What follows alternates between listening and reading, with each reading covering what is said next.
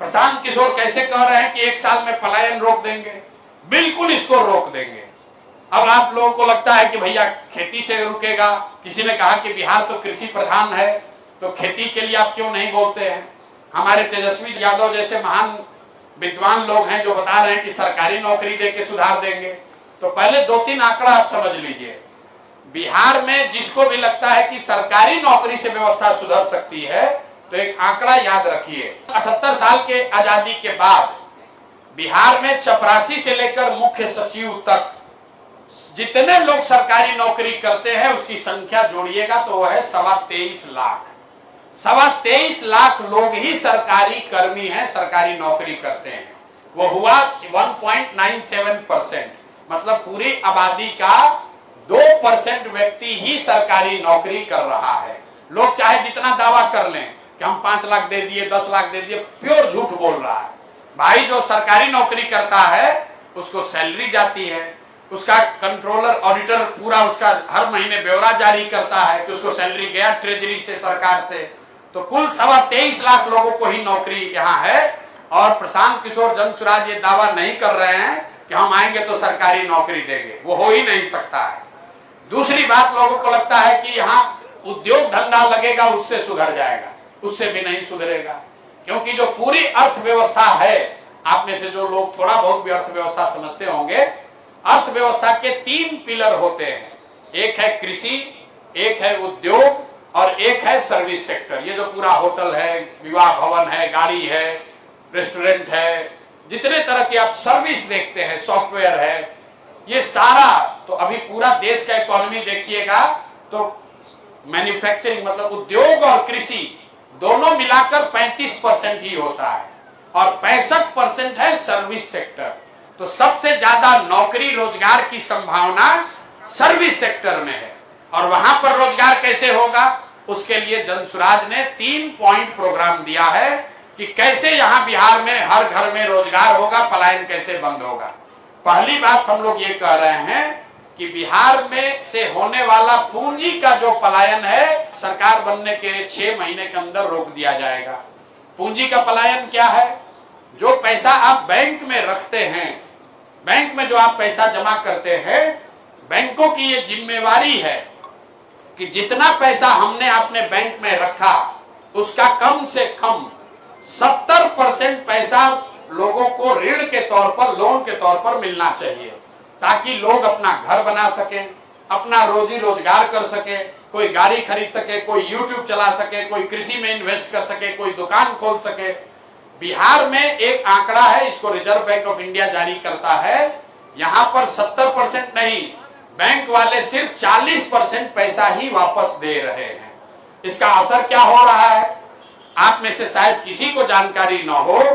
पिछले financial year में, पिछले वित्तीय वर्ष में, पिछले साल बिहार की गरीब जनता ने बिहार के बैंकों में 4,21,000 करोड़ रुपया जमा किया।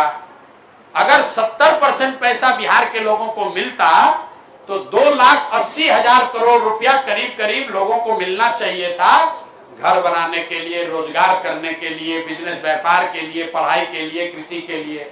लेकिन चूंकि 40% पैसा ही बैंकों ने दिया, इसलिए लोगों को सिर्फ यहाँ 1,61,000 करोड़ रुपया मिला। बाकी का पैसा कहां गया? बाकी का पैसा बैंकों ने, state bank of India, HDFC, जितना ये बैंक देखते हैं, इन बैंकों ने बिहार से ये पैसा भेज दिया गुजरात में, तमिलनाडु में, आंध्र प्रदेश में, तेलंगाना में, केरल में, जहां पर उद्योग धंधे लग रहे हैं, जहां पर रोजगार हो रहा है, जहां पर बिहार के बच्चे जाकर मजदूरी कर रहे हैं। उन राज्यों में CD रेशियो, मतलब बैंक कितना लोन देता है वो कितना है? 90, 95, 100, 105। मतलब तमिलनाडु में अगर लोगों ने 100 रुपया बैंक में रखा तो बैंक ने 90 रुपया कर्ज दिया, और बिहार में लोगों ने बैंक में 100 रुपया रखा तो बैंक ने सिर्फ 40 रुपया दिया। 1990 से लेकर पिछले साल तक 26 लाख करोड़ रुपया, 26 लाख करोड़ रुपया बैंकों ने यहां से पलायन करा दिया दूसरे राज्यों में। 26 लाख करोड़ रुपया, आप समझिए, अगर 26 लाख करोड़ रुपया बिहार के लोगों को उपलब्ध होता तो कितने ज्यादा लोगों ने रोजी रोजगार किया होता, उनको घर बड़ा बनाया होता, गाड़ी ज्यादा खरीदी होती। तो आप ऐसे समझिए कि आप लोग ज्यादातर लोग आए होंगे गाड़ी से या मोटरसाइकिल से। ज्यादातर लोगों ने मोटरसाइकिल और गाड़ी खरीदने के लिए बैंक से कर्ज लिया है, इंस्टॉलमेंट आप देते हैं जिसको कहते हैं ईएमआई। अगर बैंक से आपको गाड़ी और मोटरसाइकिल खरीदने का पैसा न मिले कर्ज के तौर पर, तो 10 में 8 आदमी गाड़ी मोटरसाइकिल नहीं खरीद पाएगा। लेकिन अगर ये कर्ज उपलब्ध हो तो आप बहुत बड़ी संख्या में और काम कर सकते हैं। तो जन सुराज का पहला काम यह है कि बिहार से पूंजी का पलायन रोका जाए और 6 महीना के अंदर इस बात को किया जा सकता है, जिससे 2 से 2.5 लाख करोड़ रुपया बिहार में अलग से उपलब्ध होगा समाज के लिए, रोजी रोजगार के लिए। दूसरी बात हम लोग ये कह रहे हैं कि जो कृषि आधारित पलायन है, जो लोग जाते हैं पंजाब में हरियाणा में मजदूरी करने, उसको रोकने के लिए जन सुराज ने कहा कि जितने कृषक हैं जो अभी धान गेहूं का खेती करते हैं, अगर वो नकदी फसल की खेती करने लगे, वो सब्जी उगाने लगे, मसाला उगाने लगे, कैश क्रॉप जिसको कहते हैं, अगर वो कैश क्रॉप की खेती करे तो मनरेगा से के अंतर्गत उसको मजदूर मुफ्त में दिया जाएगा। इसका फायदा क्या होगा कि जितने लोग मनरेगा के मजदूर हैं जो अभी चोरी हो रही है, वो पैसा वो मजदूर किसानों को मिल जाएंगे और किसानों को फायदा ये हो जाएगा कि अभी आप धान उगा रहे हैं, गेहूं उगा रहे हैं, क्योंकि मजदूर नहीं है, अगर आपको फ्री में मजदूर मिल जाए तो प्रति एकड़ आपकी प्रोडक्टिविटी, आपकी लागत कम होगी और आपका इनकम बढ़ जाएगा। और तीसरी बात पलायन रोजगार के लिए हम लोग ये कह रहे हैं कि बिहार में सामाजिक बनावट ऐसी है कि यहाँ लोग मूलधन से ज्यादा ब्याज से डरते हैं। लोग कर्ज लेकर काम नहीं करना चाहते, सोचता है कर्ज में ब्याज वाला में फंस जाएंगे, चक्रवृद्धि ब्याज में फंस जाएंगे, बर्बाद हो जाएंगे। अच्छे अच्छे घरों में लोग कोई रोजी रोजगार बिजनेस नहीं करना चाहते क्योंकि वो डरते हैं कि लोन लेंगे तो हम पर इस पर ब्याज बहुत लग जाएगा, इससे हम कहीं फंस सकते हैं। तो इसलिए ये व्यवस्था बनाई जा रही है कि जब अगर जन सुराज की व्यवस्था बने तो लोगों को 10% ब्याज न देना पड़े, उनको सिर्फ 4% ब्याज पर ही लोन मुहैया कराया जाए, ताकि हर घर में हर युवा, हर महिला उसको 2 लाख, 4 लाख, 5 लाख का लोन 10%, 12%, 20% पर नहीं, 4% ब्याज पर उसको मिले, ताकि लोग अपना रिस्क लेकर उस पूंजी से अपना रोजी रोजगार कर सके, स्वरोजगार कर सके।